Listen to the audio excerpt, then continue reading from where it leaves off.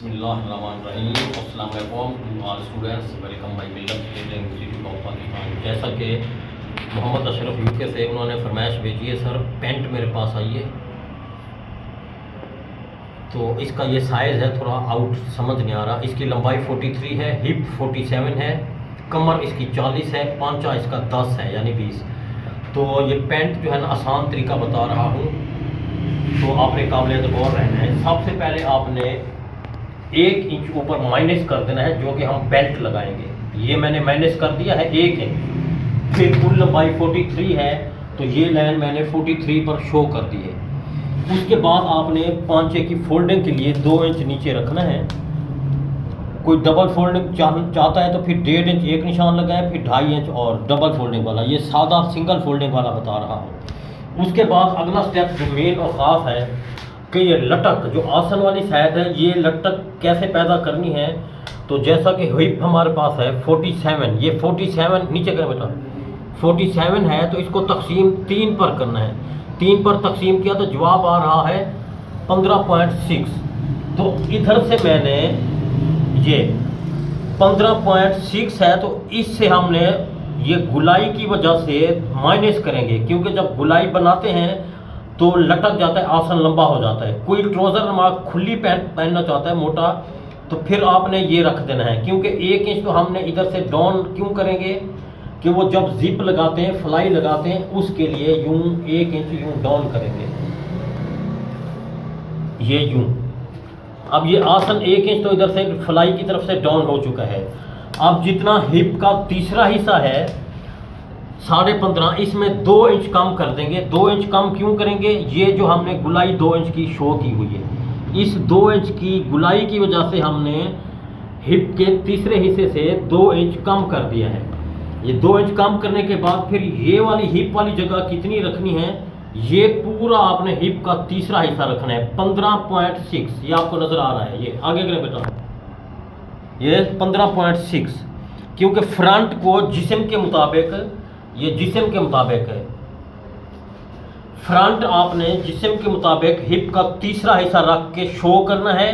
2 inch पीछे करना है, इसलिए कि गुलाई बनानी है जहां फलाई बनती है। उसके बाद हमने हिप का तीसरा हिस्सा करके ये आसन वाली साइड कम कर दी है। अब जैसे ये 15.5 आ रहा है, तो 2 इंच हमने कम कर दिया है ये गुलाई की वजह से, क्योंकि आसन जब सिलाई होता है तो ये फलाई लटक जाती है गुलाई। उसके बाद आपने इसका और इसका हाफ करना है यूं, ये हाफ करके एक लाइन ये शो कर देनी है। अब इसी को आपने इधर शो करना है यूं ऐसे।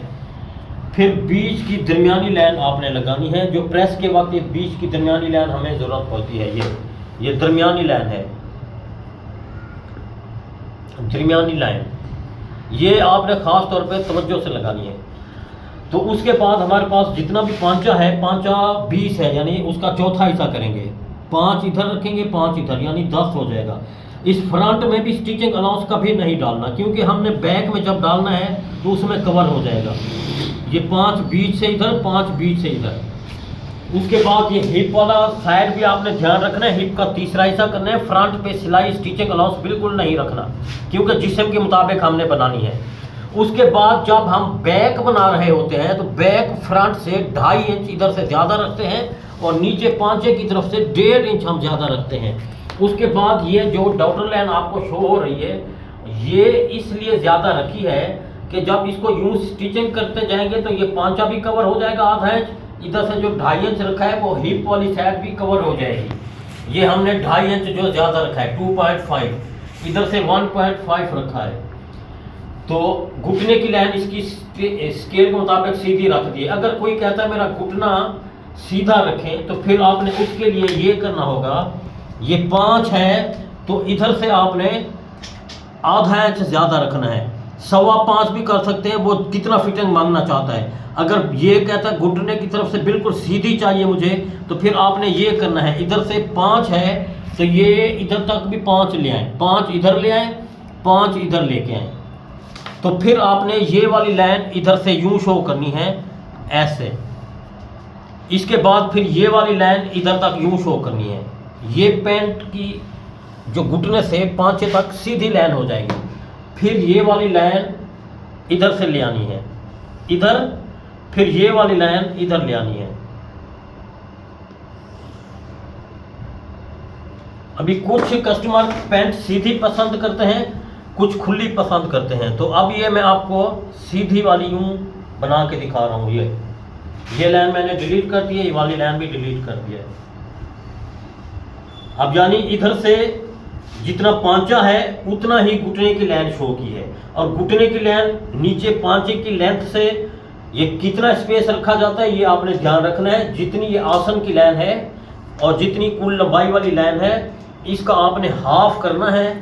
फिर आपने 1 इंच ऊपर प्लस करना है, तो आपको मालूम हो जाएगा कि घुटने की लाइन इधर लगाई जाएगी, घुटने की लाइन शो करने के लिए। अब हमारा पांचा इधर से इधर तक 5 है, 5 इधर 10। अब बीच वाली लाइन से 5 इधर 5 इधर, यानी घुटना और पांचा बिल्कुल स्ट्रेट आ रहा है सीधा।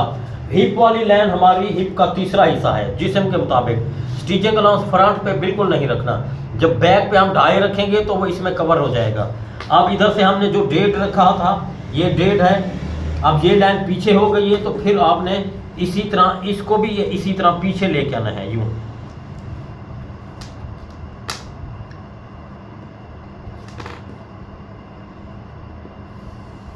फिर इधर से यूं सीधा सीधा आ जाएगा। अब ये आपको ध्यान रहे कि इधर से 1.5 रखा था, घुटने से 1.5 रखा है, इधर से 2.5 रखा है। कुछ खुली पसंद करता है तो 19-20 आप खुली लूज कर सकते हैं। जो मेन इसका जिस्म के मुताबिक फार्मूला है ये मैंने आपको शो करके दिखा दिया है।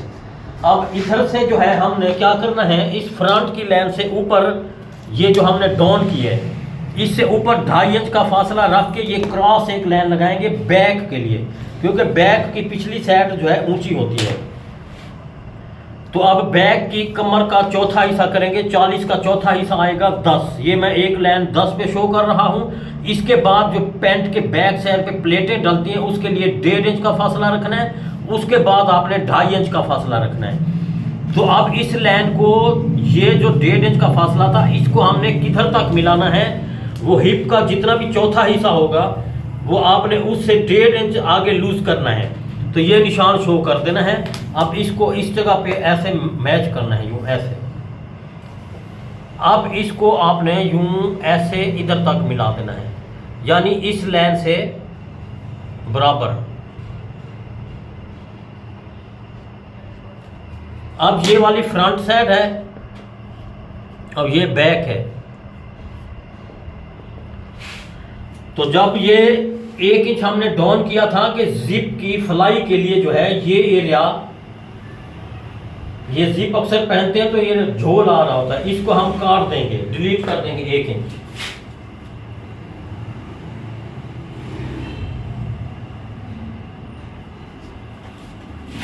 ये ऊपर वाला फ्रंट है और ये नीचे वाली बैक है। इधर से 2.5 इंच, इधर से 1.5 इंच, इधर से 1.5 इंच। इधर से 1.5 के बजाय 1.25 भी आप रख सकते हैं, 2 तक भी रख सकते हैं। घुटना अगर लूज झोल चाहते हैं तो घुटने वाली जगह से, नहीं तो क्योंकि ये जगह सीधी है तो इसी हिसाब से ये 1.5 इंच सीधा ले आए। फिर ऊपर से खुला होता जाएगा, क्योंकि ऊपर जिस्म मोटा होता है नीचे कम होता जाता है।